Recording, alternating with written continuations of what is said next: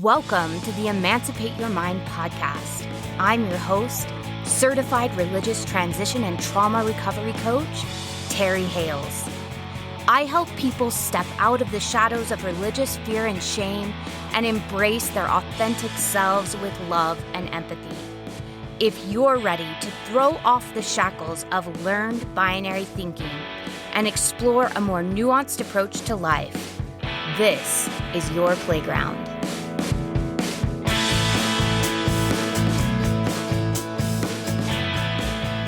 Welcome back to the Emancipate Your Mind podcast. Hopefully tonight you'll be able to hear everything that I'm going to say without all of the fan noise. It has been so warm here in Colorado. We have had a whole bunch of smoke from the California fires and from all of the fires going on out west. You guys, we are thinking about you here in Colorado. We can see the evidence of everything that's happening there, and you are constantly on our minds, as well as, on our lungs. So we are sorry that you guys are going through that, and hope that they're able to get those wildfires under control here soon. But we have fans on all over the place because I don't know if you know anything about Colorado. A lot of houses here don't have air conditioning. We have a whole house fan. So usually what we do is it cools down at night enough, like into the 60s, that we just open our windows, we turn on the whole house fan, it sucks in the cold air, and that's how we cool down every night. But it's been warmer than normal because of all the insulation with the smoke. So it's been warm and sticky and crazy. And so we have fans on everywhere. So hopefully you're not picking up lots of fan noise as I'm recording this, and we'll be able to just get down into this topic today. And I have to tell you, I'm a little bit nervous to do this topic. We're going to be talking about indoctrination, and sometimes it's a little difficult to talk about something without indoctrinating people, right? Because indoctrination comes from a place of bias, and we all have personal bias. I want to go into this topic today and just be really, really honest that I am aware I have bias. I'm aware I am still working through my bias. I don't have all of the answers. If it ever sounds like I'm saying I have all the answers, know that I don't have all the answers. And this is a space to think freely. I'm going to do my best to talk about this issue in a way that presents both sides and also allows you to deconstruct any indoctrination you have in your life, and allows you to, if you have kids or if you're teaching others, to be able to educate instead of indoctrinate, which I think is what the goal is anyway. All right, so let's just hop right into this. What is indoctrination? So back in the 1620s, when the word first started appearing in literature, the word simply meant to teach or instruct. But since then, in our modern usage, indoctrination has a different meaning. And it means to teach a person or group of people to accept a set of beliefs uncritically. And uncritically here is the key word. Teaching, persuading, all of those sorts of things are fine as long as we're presenting a wide set of information, not just a little bit of information. If we're presenting a wide set of information and we aren't giving favoritism to some information over other information, and people are free to choose what they believe or don't believe without fear of punishment or disappointment or being rejected, or in more severe cases with religious indoctrination, threats of hell or eternal torture or loss of paradise and those sorts of things. Now, how does indoctrination happen? What happens is we teach a set of beliefs as facts or truth. So when we present beliefs as the truth, we ignore or dismiss all other points of view that disagree with our beliefs as bad or misinformed. So that's the very first step of indoctrination, is the information that we're presenting, we present as the truth, and any other information is false. The second step is we attach a set of rewards to following the beliefs and a set of punishments to questioning or rejecting the beliefs. So rewards are often approval and praise, and punishments can range from disappointment, threats, physical punishment, or even promises, like we said, of future torment or torture. Now, where does indoctrination happen? You guys, we are human beings. Indoctrination happens everywhere. It can happen in education, it can happen in medicine, it can happen in politics, it can happen in government, it can happen in family structures, and as we know, it happens in religious structures as well. There are people that say we shouldn't talk about indoctrination because it's everywhere. We shouldn't talk about religious indoctrination because we are indoctrinating people against religion, and that's unfair. And I get that. It can feel like you're being attacked when we talk about religion specifically with indoctrination. But the whole reason I think we've been talking about this so much is it's easy and it has been socially acceptable to criticize indoctrination in families or manipulation in governments or in politics or in education. We can have open conversations in our society about that. But when it comes to religion, religion's really protected. Historically, it has been given a free pass for indoctrination, whereas, say, politics hasn't. And so the reason we're talking about religious indoctrination so much is because it has been such a protected institution. Now, that can be taken too far, as in communist Russia. So in communist Russia, what ended up happening is in the education system, they prioritized atheist and scientific ideas over religious ideas.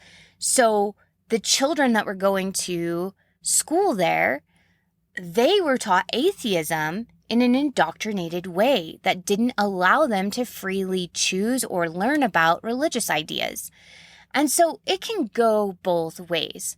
Often what happens is when we talk about religious indoctrination, it can spark a fear response. I know whenever I was highly religious and I heard people talk about indoctrination in the education system with liberal teachers and their agenda, if you will, and I'm not saying some don't have an agenda, but their agenda, if you will, to deconstruct the religious beliefs of our children and to then indoctrinate them with atheist or liberal beliefs.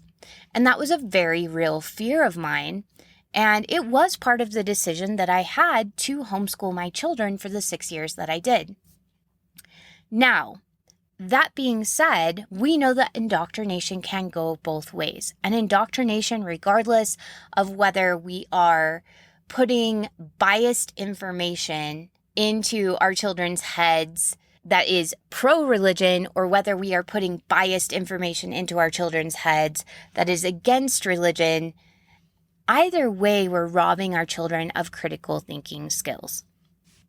Now, I don't think we can entirely get rid of indoctrination completely.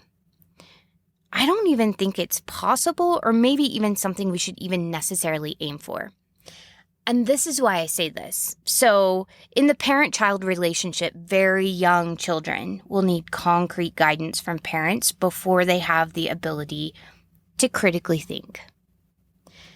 Before the age of 7, many children don't have the brain capacity, like the physical brain capacity, in order to take things that you tell them, take a story that you tell them, take information that you tell them, and really start analyzing it and asking questions and getting critical with that information. We start seeing some of that develop around the age of late 6s, early 7s, but definitely by the age of 8, 9, 10, we start seeing kids really ask questions and start to critically process information. And because we are biased beings, we're naturally going to pass some of our bias on to our children. You guys, we're showing up as parents with all of our own bias, our own indoctrination, our own limiting beliefs, our own way of looking at the world, we have a very personalized lens that we see the world through. It will be impossible to pass on a life to our child that is completely unbiased, because as humans, we are biased. So I want to be really clear that the idea here isn't to be perfect and to pass on a perfect life to our child. The idea here is to be aware of our bias and to create atmospheres where we can get curious with ourselves, we can get curious with our own beliefs, we can get curious with things that feel like truth to us and check in, like, is that truth? Are there any arguments to the contrary? It can be just a fun exercise for us to be aware of our bias and to actively push against it and expand. Okay? As we're deconstructing, I think sometimes there's a temptation to believe that we're going to get it all done and then set deconstruction down, and then we're going to get on with the rest of our lives. But really what it is this is a lifelong process, and we would be going through this process whether we had been in high demand religion or not. We are constantly, even now, hearing ideas that we're considering subconsciously. Sometimes they get stuck in our subconscious. Sometimes we embrace them. And we are going to be on the journey of questioning those beliefs and our bias and really getting curious about where those beliefs and biases came from and what experiences brought them there, and if we want to keep them for the rest of our lives, because we are going to be evolving and growing as humans.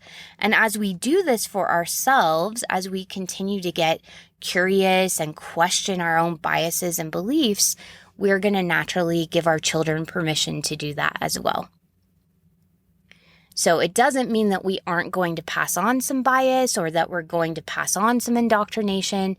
But as we're in that habit of questioning ourselves, being honest with ourselves that we might not have all the answers, being honest with our kids that we might not have all the answers, we give ourselves and our children and everyone in our circle of influence more permission to expand and to get curious with things and to question things and to have doubts and uncertainty about things.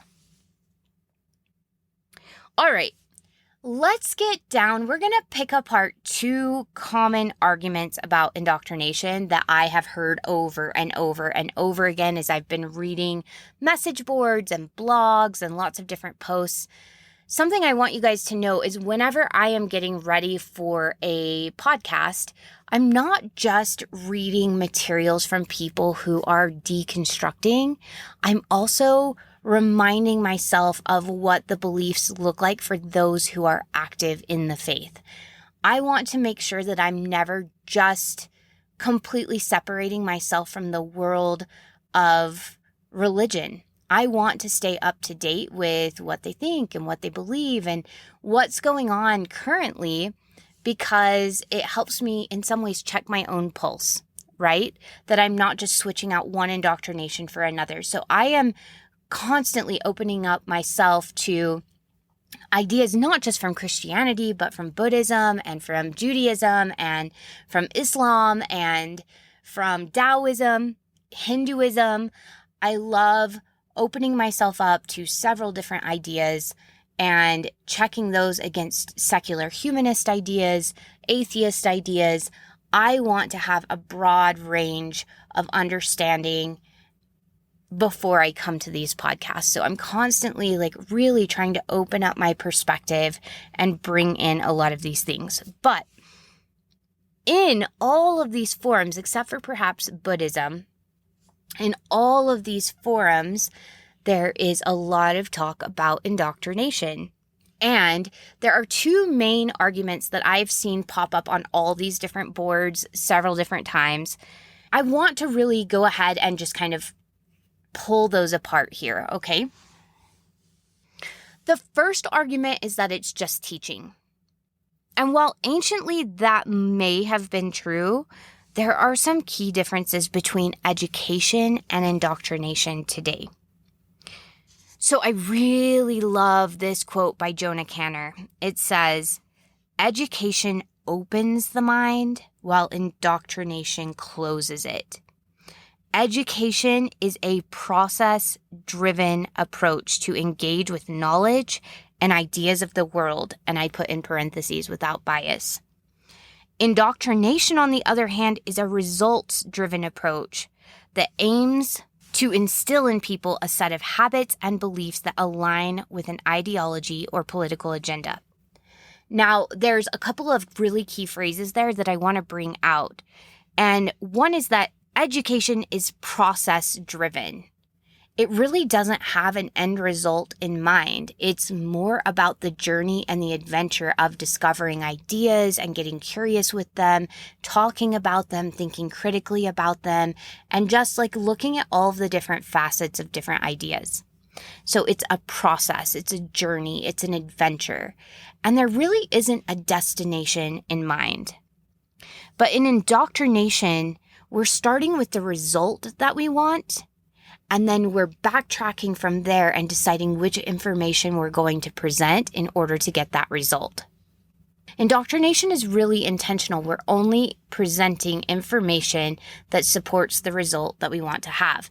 When I was reading on Focus on the Family, there was a blog article that was talking about how if we want children to be strong Christians, then we have a moral obligation to teach them day and night through everything that we're doing by the time that they're 8 years old.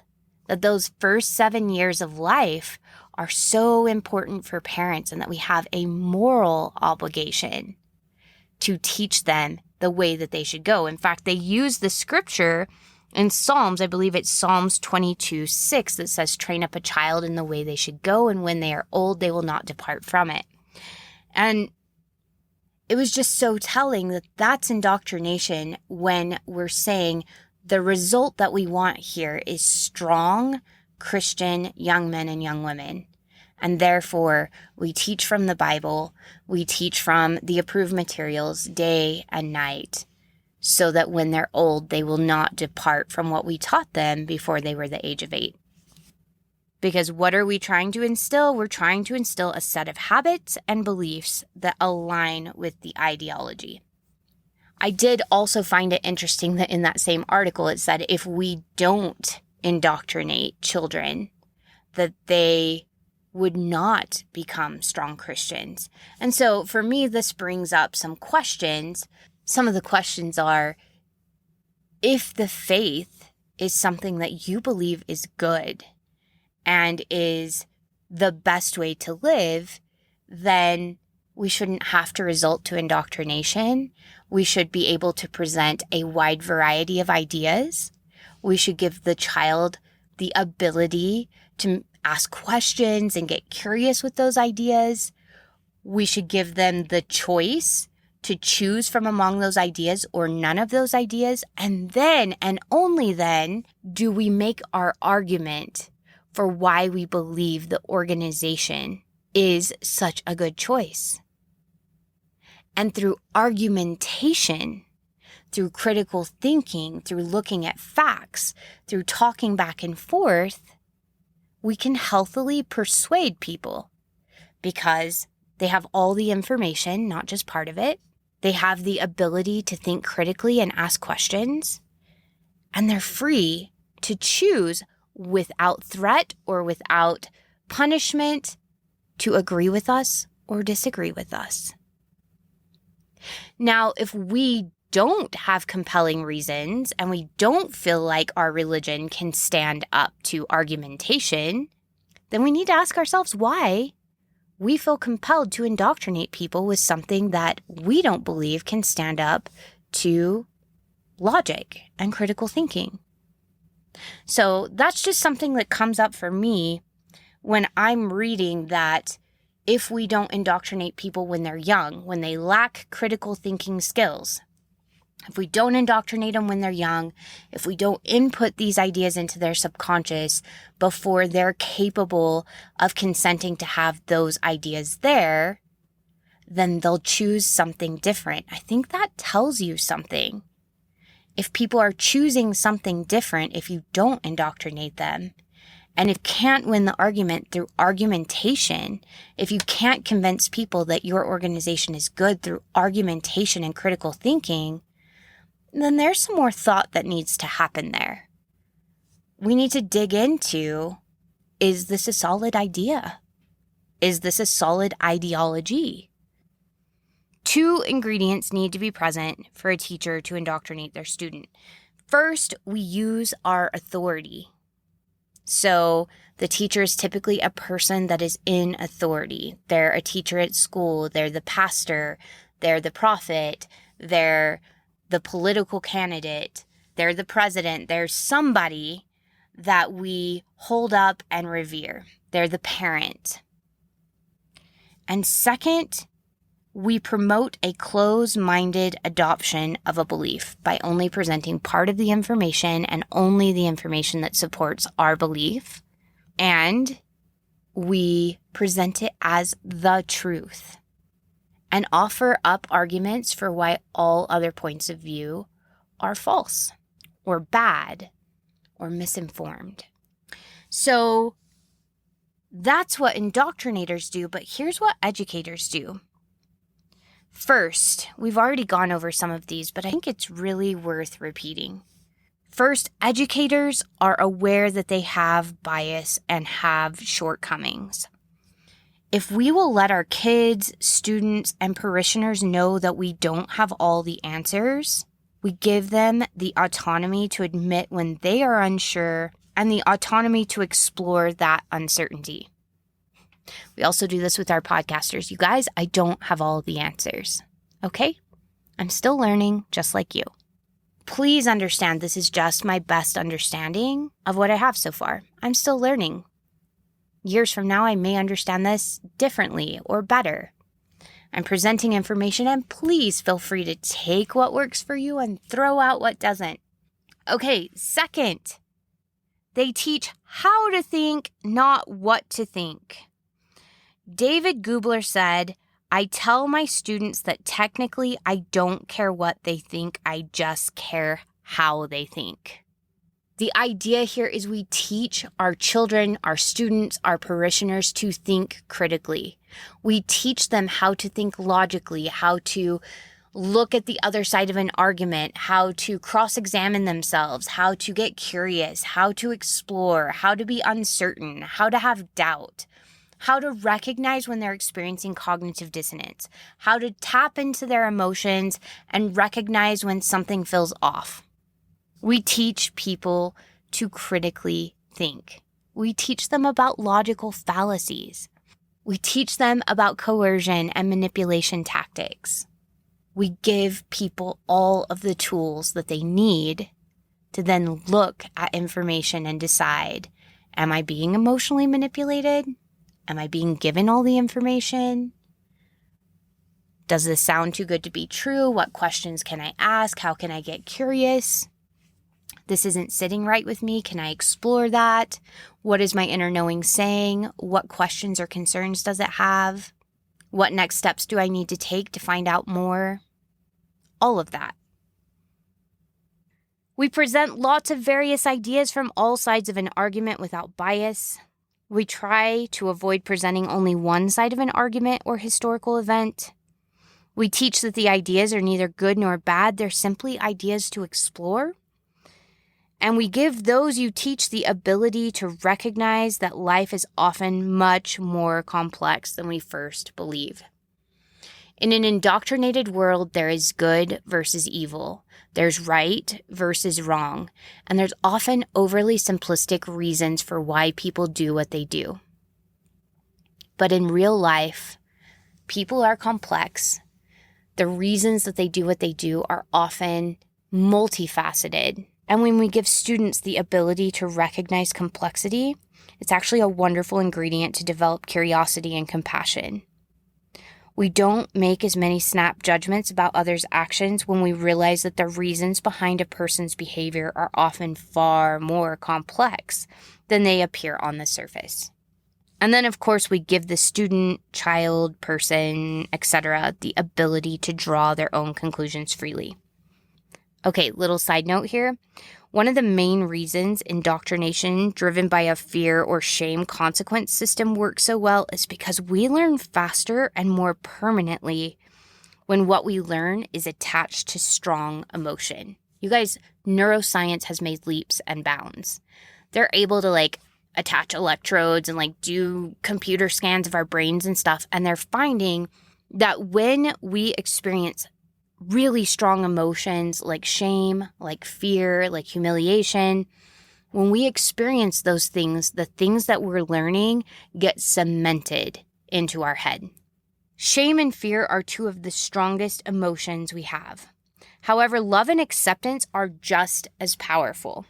So creating an atmosphere for these emotions while learning provides just as much engagement and remembrance without the leftover mental and emotional trauma. So if we are offering an atmosphere where people are loved and accepted and are encouraged to have questions and critically think, they're going to remember those things just as well as if we're using shame and fear. All right, so the second argument that I've been hearing a lot on these message boards is it doesn't matter if we indoctrinate kids because they're just going to grow up to believe whatever they want when they're older anyway. So there's this argument that as we grow up and mature and develop more critical thinking skills, that we'll be able to just grow up and believe what we want. And if we don't like our parents' belief system, we can leave it. On the one hand, this is true to an extent, because as we become adults, our prefrontal cortex develops and we are more capable of critical thinking.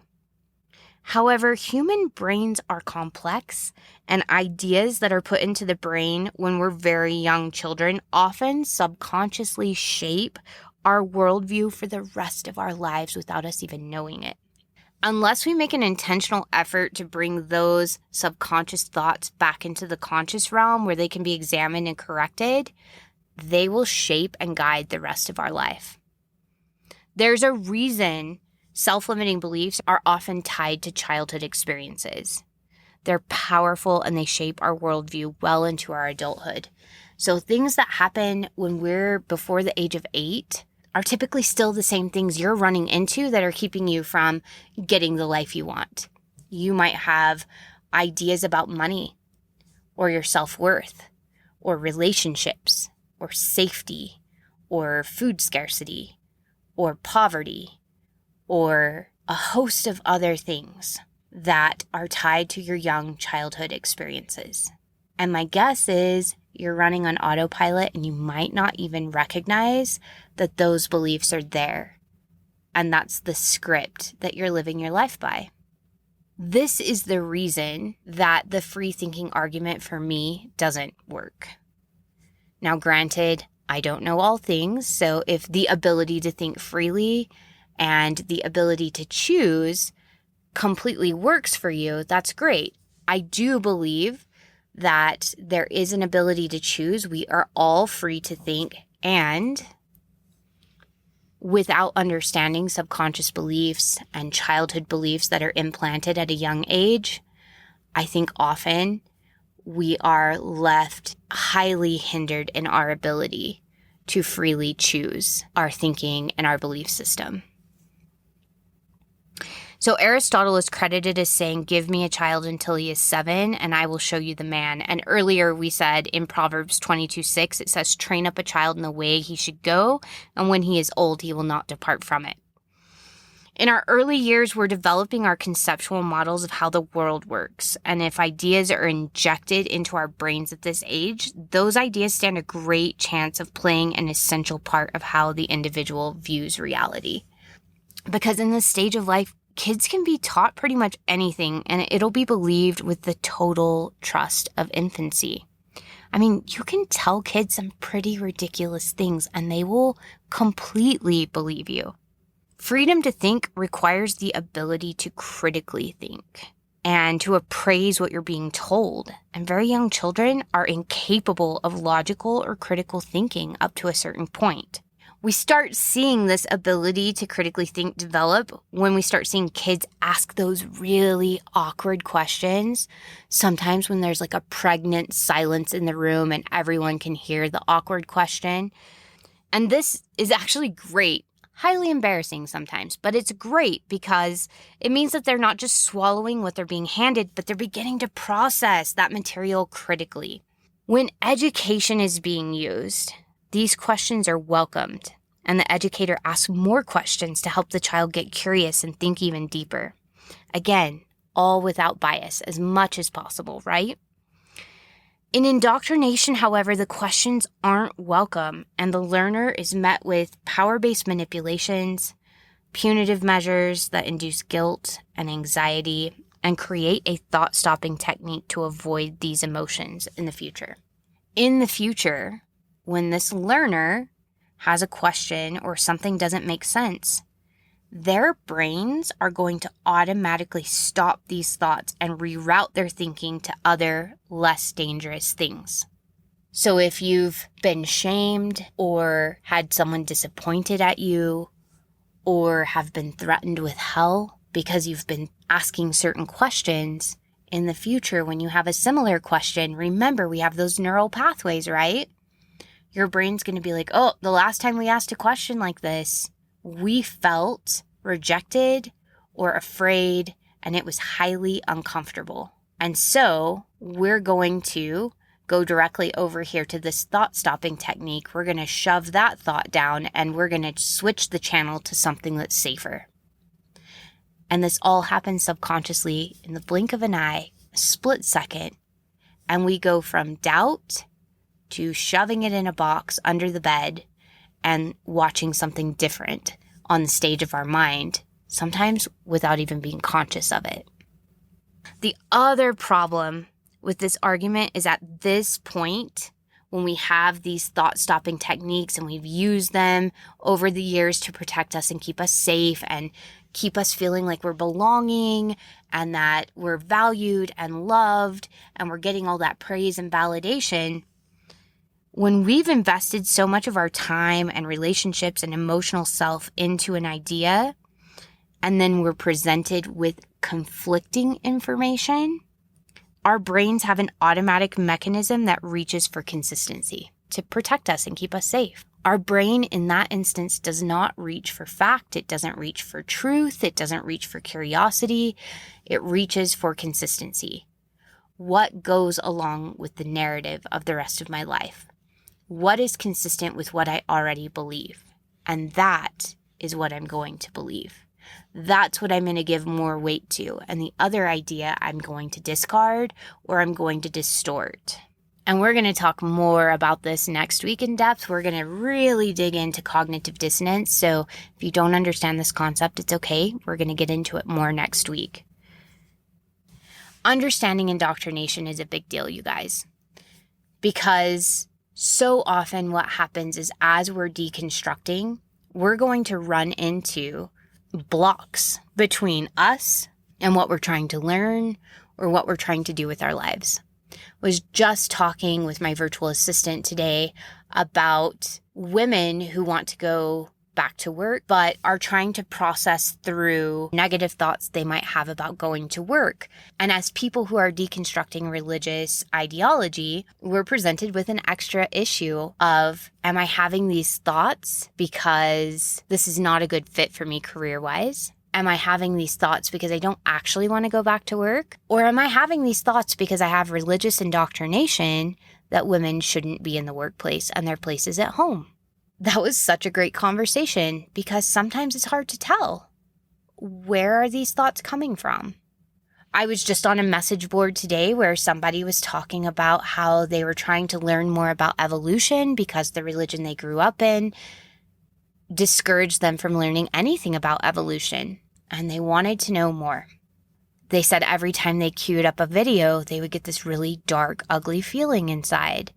And in their head, they would hear, this is evil. This dark feeling means it's evil. And as she was talking through her experience, somebody said, you're actually experiencing cognitive dissonance. As you're watching this, the reason you're uncomfortable and you have that dark, heavy feeling is because you're creating a new neural pathway and it's uncomfortable. You're outside of your comfort zone. And you've been taught to associate that dark, uncomfortable feeling with bad. or evil. And so she said, I just tell myself, I'm uncomfortable right now. I'm outside of my comfort zone, and this is something new, and it can't hurt me to learn something new. I don't have to accept it. I just get to learn it. And this is the process of deconstructing indoctrination. Is first of all becoming aware of the discomfort, becoming aware of the block, getting curious with it. I like to argue with my blocks. I like to put them on trial. So if I have something in my head, for instance, that says coffee is bad. So like the first time I went to Starbucks when I was 37, I felt incredibly guilty ordering that first cup of, I don't think I even ordered coffee at the beginning, you guys. I think I ordered a chai latte, which is one of my favorite drinks. And so I was feeling guilty before I'd even purchased the coffee. Walking up to the counter, I was feeling heavy and guilty and like, oh my gosh, this is something I can't take back. And I noticed I was starting to feel that walking up to the counter. And you guys, I probably looked like a total freak, but it's cool. I had to do what I had to do to take care of myself. My inner child was having a total meltdown and tantrum. And so I pulled myself aside as if I had a real child, like a real physical child right there having a tantrum. I wouldn't be trying to order my coffee with, the child on the floor kicking and screaming, which is what mine was doing. My inner child was like, what are we doing? I kind of went and sat off to the side at a table and just sat there and deep breathed for a minute. And in my head, named my emotions. I feel afraid. I feel ashamed. I feel guilty. And then I traced that emotion. What thought am I having that created the fear emotion? Well, the thought was that I can never take this back. Once I've had coffee, I can never say I've never had coffee again in my life. And then I had to get curious with that thought. Well, why is that bad? And as I got curious and started pulling things apart, I realized I'm allowed to make mistakes. If having a cup of coffee ends up being a mistake somewhere down the line, it's a growing experience. And sure, I can't take it back that I had a cup of coffee, but I can learn from it. It's not going to kill me. It's not going to hurt me. And as I continued to get curious, underneath it all was, what if it is a mistake and God can't forgive that? And that was really at the heart of it all. What if I blow my chance at heaven? Can you tell I was indoctrinated? Because mistakes, and this mistake in particular, was tied to my ability to enjoy paradise. Or if I went against that indoctrination, there was a real threat of not being able to go to heaven, not see my family anymore, all over a small pot of coffee. There's actually a talk in the Mormon world that was given at a general conference, which is like our big every 6-month conference, where one of the female speakers talked about a woman jeopardizing her own salvation and the salvation of her entire posterity because she would have a cup of coffee every day. And she talked about how such a small thing could make such a big impact and deny so many people blessings. And so I actually heard this talk in my head as I was preparing to go get my first cup of coffee. I'm sitting there and I'm hearing Julie Beck is her name. I'm hearing Julie Beck's voice in my head. And I'm hearing her talk about this small pot of coffee and the havoc it wreaked in this family. And so I put the idea on trial, you guys. Okay? So I took the idea. I didn't have paper with me, but what you can do if you have paper is you take the idea and you write all of the fears that you have or all of the thoughts you have about that idea, and you make your best defense for that idea. I always start with the defense because that's usually what's easiest. For limiting beliefs and indoctrination, your indoctrinated ideas are limiting beliefs if they're no longer serving you. I write all the reasons that idea is true or scary or I should listen to it. But then I become the world's best prosecuting lawyer against that idea. And I write every single argument I can come up with of other people who lead amazing lives while having a cup of coffee, of how coffee has been shown to have health benefits, and any other thing I can come up with of how I'm allowed to make mistakes and learn from my mistakes, that I make my very best effort, and if it ends up being a mistake, that I get to own that and learn from it and move forward, and that growth and learning come with mistakes, that mistakes are part of the plan, that gets to be okay.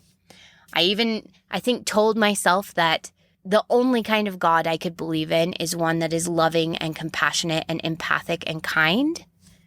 And a loving, compassionate, empathic, and kind God would understand mistakes, would encourage mistakes, would encourage personal learning and growth through experience.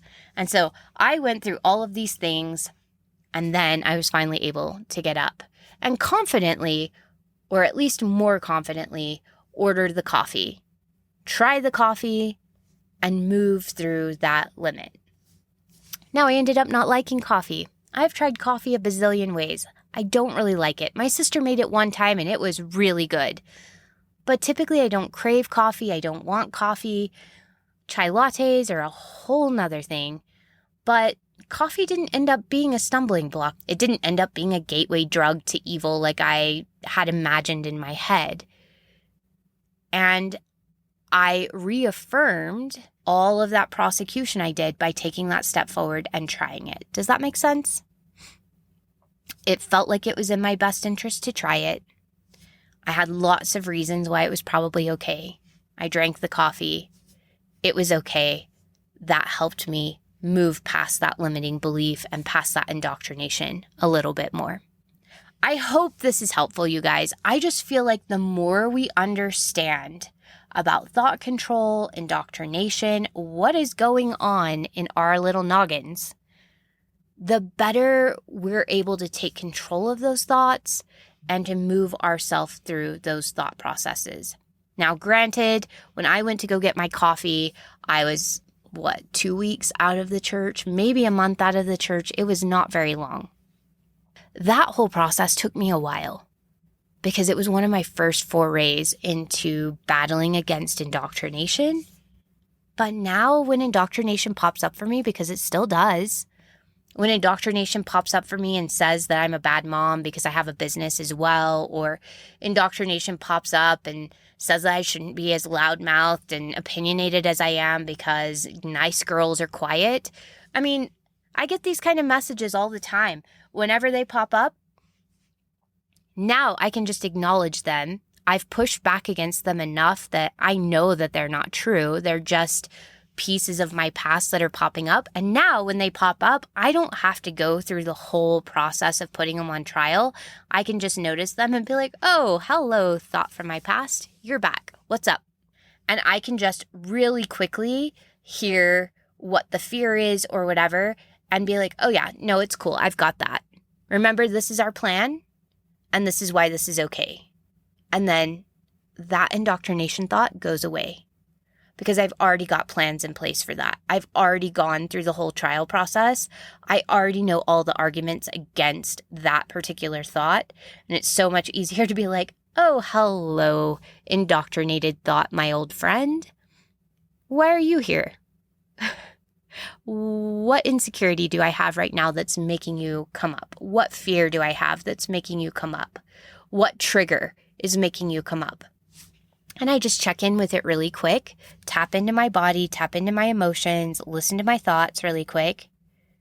And then I'm like, oh, okay. Yeah, no, I thought about that and we're good. I have a plan for that and we're going to move forward. It's just kind of cool to remind myself, oh yeah, that's the old thinking. I see you. But don't forget, we actually changed the programming to this now. Because we've already changed the programming, when it comes up, I'm like, oh, hey, haven't seen you in a while. But remember, that was the old programming. This is the new programming, and we're going to go with that. And I'm able to release that old thought and move forward. All right, you guys. So excited. Next week, we're going to be talking about cognitive dissonance. We're going to really dig into that. And then we're going to be getting into parenting. Or do we have one more? I think we might have one more podcast after that. But then in August, we are digging into parenting. And Kevin is going to join me on the podcast. And I have a couple of other guests that hopefully will still get to do it. School is going to be in session, and so that can definitely throw some things off. But we have some guests coming in August. Kevin will be back. The last time he was here was in February, so he's going to join us again. We're going to talk about teaching children outside of religion and kind of going through some of the limiting beliefs and things that happen when we're teaching our children and helping them be moral beings and just all of that. So thank you so much for being here today. Thanks for just processing all of this with me. I feel like I'm learning so much. I hope you're learning so much. And I can't wait to talk about cognitive dissonance. It was one of my most mind-blowing realizations that first year of leaving high demand religion. It's something I love to talk about, and I can't wait to share it with all of you. And so I'll see you next week.